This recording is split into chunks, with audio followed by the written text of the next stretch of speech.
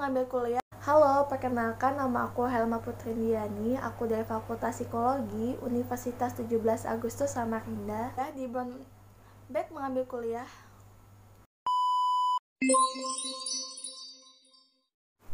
Mai mengenal Aaron Temkinbeck. Siapa sih sebenarnya Bapak Beck ini? Nah, Aaron Temkinbeck adalah seorang psikiater Amerika Serikat.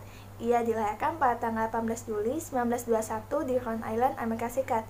Ia ditetapkan sebagai bapak terapi kognitif karena teori yang ia kemukakan banyak diperhatikan dalam depresi klinis. Beck mengambil kuliah di Brown University dan lulus pada tahun 1942 dengan predikat Cum Laude. Ia melanjutkan pendidikannya di Yale Medical School dan berhasil menyandang gelar doktor medis pada tahun 1946. Beck ini termasuk mahasiswa yang cerdas sehingga ia banyak mendapatkan penghargaan dan beasiswa. Walaupun pada awalnya ia tertarik pada neurologi, Beck memilih untuk berkarir dalam ilmu psikiatri. Pada tahun 1954, ia bergabung dengan Departemen Psikiatri di University of Pennsylvania dan menjadi profesor emeritus di universitas yang sama. Karena merupakan seorang psikiatri, ia banyak belajar mengenai psikoanalisis dalam menangani pasiennya.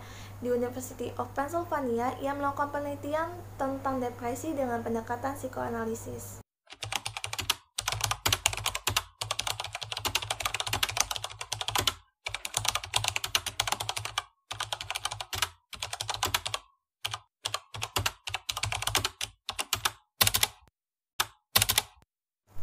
Beck yakin dengan menghilangkan kognisi negatif dapat membuat pasien sembuh dari depresi, sehingga ia mengembangkan kognitif terapi atau biasa disebut dengan kognitif behavioral therapy.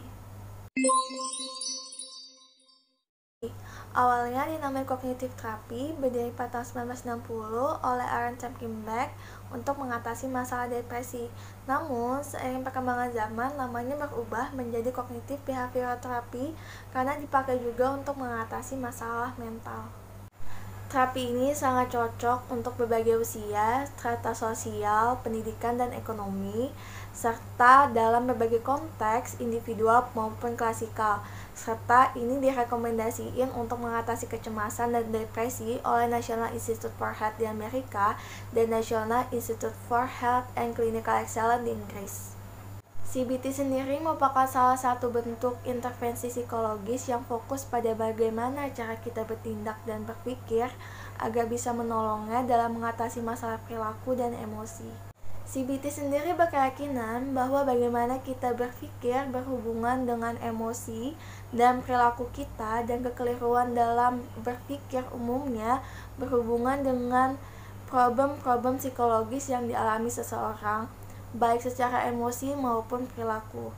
Beck sendiri menjelaskan beberapa prinsip CBT yang membedakannya dari bentuk-bentuk terapi lainnya, yaitu masalah klien dirumuskan dengan menggunakan istilah kognitif dan mensyaratkan relasi terapeutik yang sehat antara terapis dan klien. Menuntut partisipasi dan kolaborasi dari klien, fokus pada tujuan dan pemecahan masalah, fokus pada masa kini, mengajari klien untuk menjadi terapis bagi dirinya sendiri, waktunya terbatas, sesi terapi disusun secara struktur, mengajari klien untuk bisa mengidentifikasi, menilai, dan memproses secara proporsional terhadap pikiran dan keyakinan yang tidak benar, menggunakan berbagai metode dalam membantu klien mengubah pikiran, emosi, dan perilaku, dan lain-lainnya. 1. The Diagnosis and Management of Depression 19672. Cognitive Therapy and Emotional Disorders 19753. The Integrative Power of Cognitive Therapy 1998.